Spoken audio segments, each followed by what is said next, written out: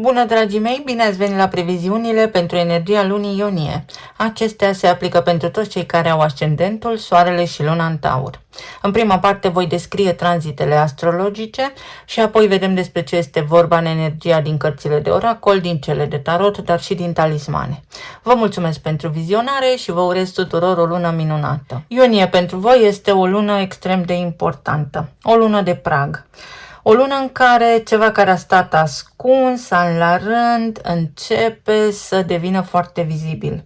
Chiron, sau cel căruia îi spune Marele Vindecător Rănit, intră pe 19 iunie în semnul vostru exact pe casa întâi.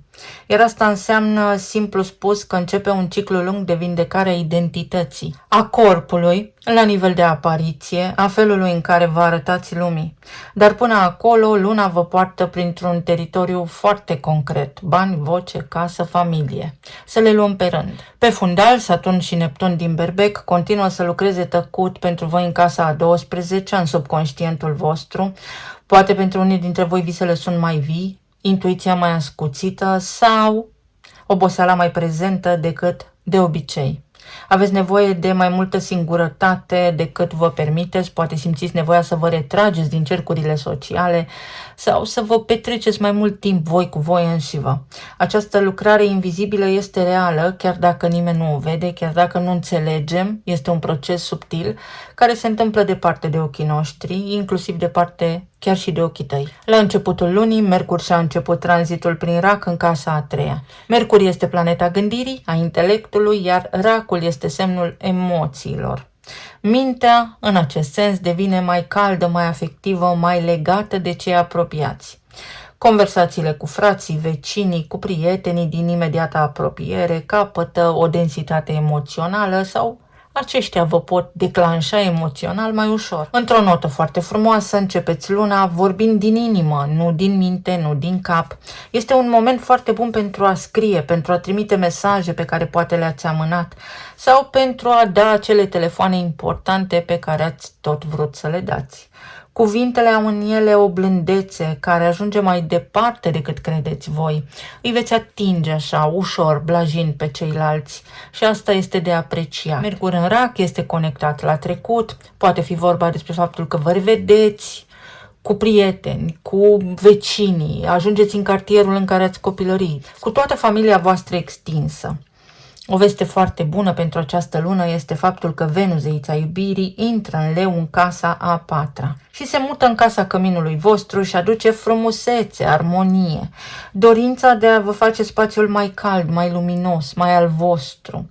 Pentru voi, casa a patra sub Venus în Leu este o invitație de a vă decora casa cu mai multă îndrăsneală, de a primi oaspeți în vizită, de a găti pentru cei dragi, de a reaprinde relația cu familia într-un registru mai vesel, să lăsați deoparte grijile și problemele.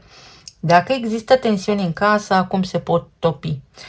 Dacă vreți să vă schimbați spațiul în care locuiți sau să schimbați ceva în spațiu, culoarea, mobila, lumina, este un moment benefic și pentru asta.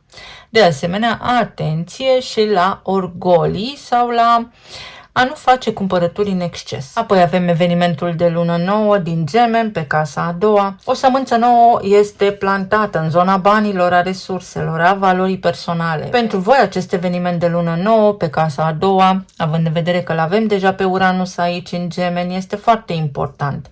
Este invitația de a începe ceva nou cu banii voștri, un mod nou de a câștiga bani, o sursă nouă de venit, o nouă renegociere, un proiect care vă poate aduce mai multe venituri sau vă poate aduce venituri din direcții neașteptate. Uranus pe casa a doua în Gemeni înseamnă că relația voastră cu banii trece printr-o revoluție lungă, iar luna nouă din 14 iunie este unul dintre punctele în care această revoluție capătă formă concretă. Știți și voi pentru ce luptați. Și vă puteți întreba, ce vreau eu să încep să fac diferit cu banii mei? Ori să investiți în ceva, ori să cereți o mărire, ori să aveți parte de o negociere. În tot cazul este de bine pentru că Uranus în Gemeni vă dă sclipirea de geniu de care aveți nevoie. Apoi, pe 19 iunie, Chiron, despre care am vorbit deja, intră în Taur pe casa întâi. Și acesta este desigur evenimentul lunii pentru voi. Chiron pleacă din Berbec, unde a stat pe casa a 12-a foarte mult timp în subconștientul vostru și intră în propriul vostru semn. Și începe un ciclu de aproximativ 8 ani. De vindecare a identității sau de schimbare, de recalibrare. Răni mai vechi legate de cine sunt eu, cum arăt eu, cum sunt văzut, cum arată corpul meu, încep să iasă la suprafață și nu este un tranzit dureros în sensul brutal al cuvântului. Este unul blajin, tămăduitor în sensul profund, ce a fost rănit în tine ca ființă. Spre exemplu, dacă ai un complex, primește acum un spațiu de vindecare, te poți vindeca, te poți împăca cu imaginea ta în oglindă. Iar luna iunie este practic trecerea pragului. Vei simți o sensibilitate nouă în propriul corp, o conștientizare nouă a felului în care ești prezent în lume. Este o nouă identitate, este o nouă versiune de-a ta, mai bună, mai puternică. Apoi avem solstițiul de vară. Soarele intră în rac pe zona casei a treia, vitalitatea se mută din zona comunicării, a învățării, a mișcării, în jurul casei și devii mai vorbăreț, mai curios, mai conectat cu oamenii din proximitatea ta. Solstițiul îți deschide o perioadă în care vrei să înveți ceva nou, să citești, să te documentezi, să intri în dialog. Este energia care vă scoate din liniștea profundă a casei a 12-a și vă aduce înapoi în viu, în concret, în schimb, în prezent, în prezență. Este o acțiune mai dinamică, așa. Este și o ușoară nostalgie, dar este siguranță emoțională. Te conectezi cu acei oameni care rezonează cu sufletul tău. Spre sfârșit de lună retrogradează Mercur, tot în rac, în casa a treia, iar aici întoarce roata. Conversațiile cu frații, cu prietenii apropiați, cu vecinii care nu s-au terminat, care nu au parte de o concluzie, mesajele neclare, neînțelegerile, cer o reluare. Runda 2. Drumurile scurte, atenție, pot deveni complicate pentru că, aici vorbim despre călătorii, verificați actele mașinii, biletele de avion, programările, pașaportul și așa mai departe, rezervările. Nu este o perioadă rea, însă este o perioadă de reluare care poate aduce încurcături. Lucrurile pe care le-ai spus sau ai crezut că s-au înțeles, acum s-ar putea să aibă nevoie să fie spuse din nou mai limpede. Fii doar atent la ce se întâmplă în jurul tău și asigură-te că toată lumea se înțelege cu toată lumea, că ceea ce spui este tot una cu ceea ce înțeleg ceilalți. Și alt tranzit foarte important și foarte bun, benefic, este faptul că Jupiter intră în Leu pe zona casei a patra în ultima zi a lunii și deschide unul dintre cele mai frumoase tranzite ale anului pentru noi toți.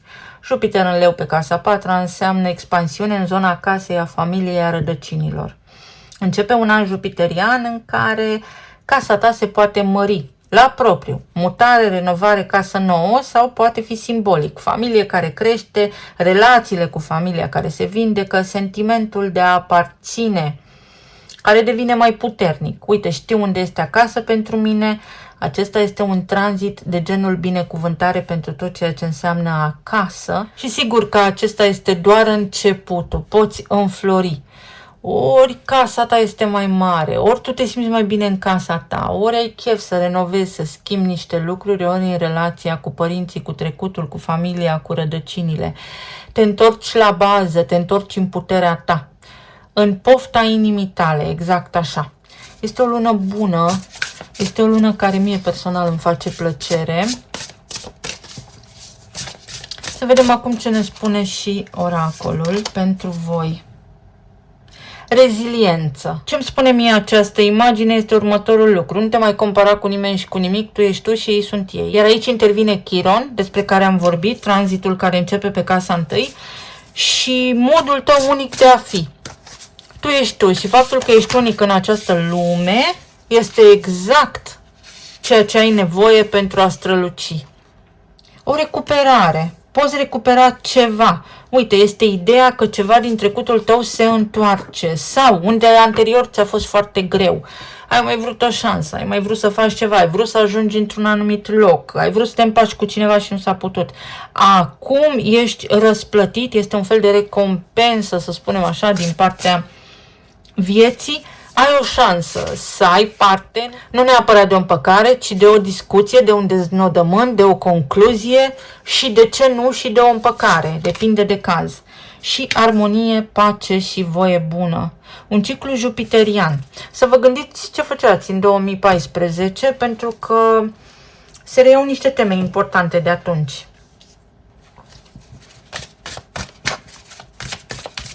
Să vedem, pe zona de relații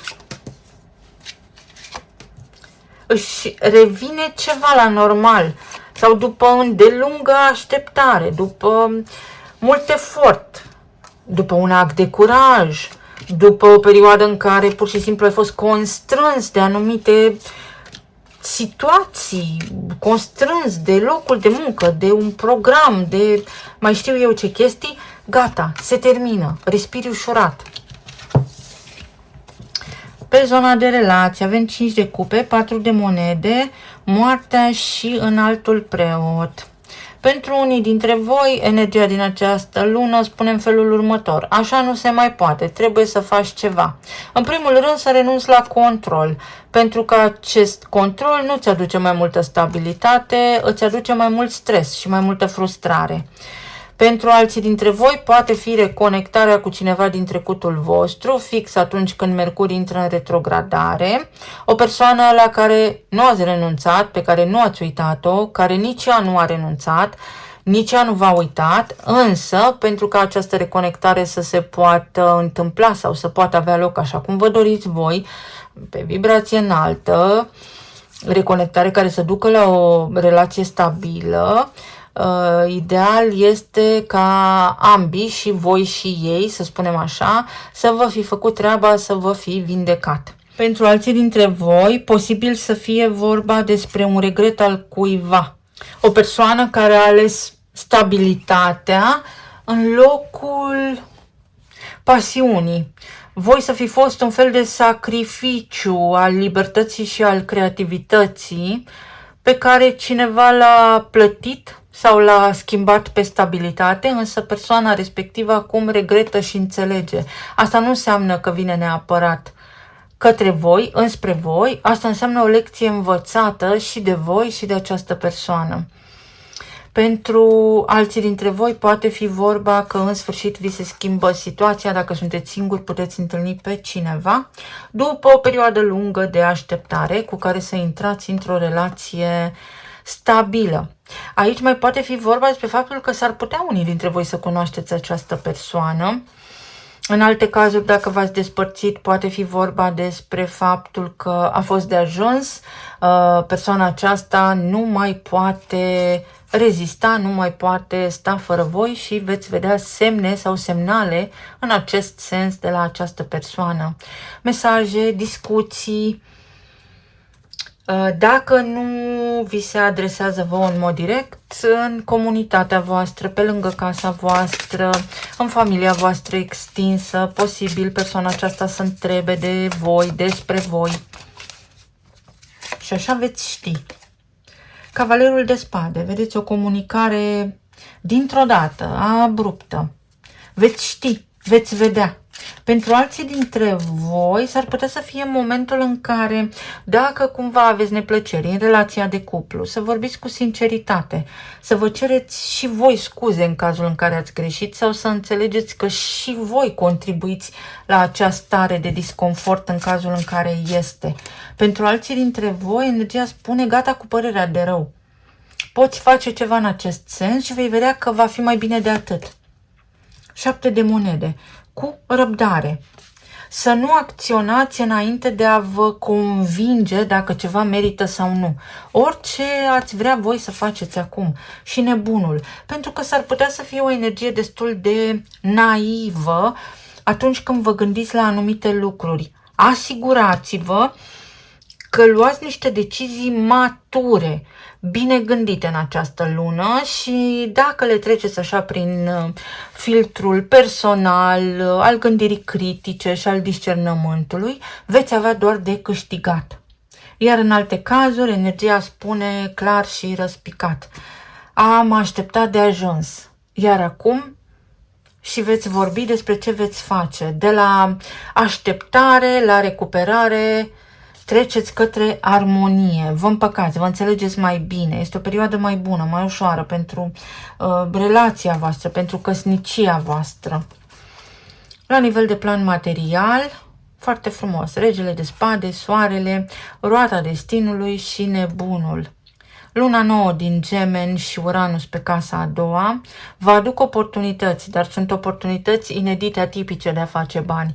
Asta nu înseamnă că vedeți pe aceste platforme de socializare o idee și gata, puteți construi deodată un imperiu. Înseamnă că vă poate veni o idee pe care de acum înainte să începeți să o studiați îndeaproape, să vă perfecționați în ceva anume, pentru că puteți avea parte de extrem de mult succes. Pentru alții dintre voi poate fi o șansă, un interviu. Vă surâde norocul. Se poate rezolva ceva cu niște autorități, se poate rezolva ceva cu o casă, vă puteți cumpăra o casă, extinde casa, zugrăvi casa, în funcție de dorințe, așa cum am prezentat în tranzitele astrologice. Uite, regina de bâte. Sunteți încrezători, casa voastră va fi mai bucuroasă, la locul de muncă veți fi mai apreciați, mai văzuți, poate fi inclusiv un bonus, o recuperare, și o cupă plină. Vi se umple contul de bani, primiți salariul, primiți banii, primiți niște bani din partea cuiva și aici este ceva, o surpriză neașteptată, sau găsiți voi niște bani, recuperați niște bani, cineva vă returnează niște bani, taxe, impozite, în funcție de context. Este o recuperare, o revenire, dar și o oportunitate nouă de loc de muncă sau de a vă extinde și casa, dar și la locul de muncă sau afacerea. La nivel emoțional, 8 de spade, ca și la berbec, asul de spade, diavolul și 9 de monede. Un stres aproape obsesiv, aproape constant de a menține controlul, să aveți grijă, că s-ar putea să fiți implicați în anumite proiecte, situații, relații în care vreți să controlați ce se întâmplă acolo.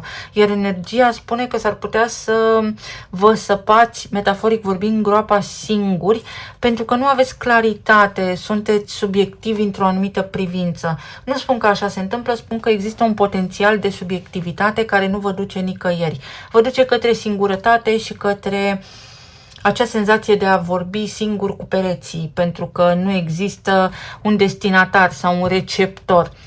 În altă ordine de idei, poate fi vorba despre o mare pasiune, despre o mare declarație, o persoană care este aproape obsedată de voi, până la stres, epuizată energetic și mental această persoană, să știe dacă voi sunteți singuri sau nu.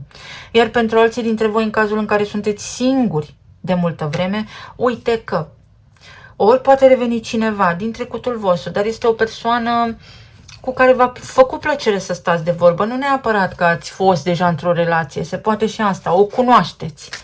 Ori este vorba despre a vă elibera de atașamentul, de nevoia de a avea o relație pentru a putea cunoaște pe cineva nou, pentru că fix atunci cunoașteți. La nivel medical este o perioadă în care puteți scăpa de un stres. Atenție la sistemul osos și la gastrită, indigestie, la ce nu tolerați. Veți avea o alegere importantă de făcut sau acesta este un moment în care să alegeți dacă vă mai stresați pentru cineva din trecut, să mai așteptați să vă crească metaforic barba până când persoana asta se întoarce, sau să vă vedeți de viața voastră pentru că puteți fi bine și așa. Și o să aveți claritate mentală, poate fi o reconectare sau poate fi pur și simplu ideea că primiți semne din mai multe direcții și atunci, clar, va fi limpede, precum cristalul, ce aveți de făcut. Iar pentru alții dintre voi se reactivează o conexiune mai veche sau o discuție mai veche. Magnetism. Vă puteți inclusiv întâlni din întâmplare. Este un eveniment orchestrat de hazard. În unele cazuri vi se oglindește ce ați lăsat în urmă și trebuie să lăsați în urmă, iar în alte cazuri s-ar putea să vă dați seama că mai aveți treabă unul cu celălalt și cumva să faceți să fie bine, să vă puteți împăca. Semne mutabile la sfârșit de sezon. Această toamnă pentru voi se anunță a fi importantă. Începând de acum, toată perioada verii, totul bine, frumos, dar toamna se vor număra bobocii.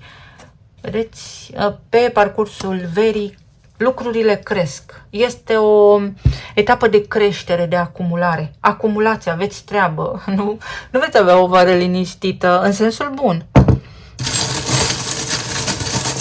Aveți treabă de făcut. Încredere. Încredere că orice îți pui sau îți propui în minte poți rezolva. Uite, o situație care se întoarce în favoarea ta. Pot fi și ceva provocări cu dantura, pentru că Saturn, mă scuzați, guvernează sistemul osos și dinții. O liniște, vă învăluie o stare de liniște, de armonie. Scăpați de o tristețe. Poate fi o lună care vă ține mental activi.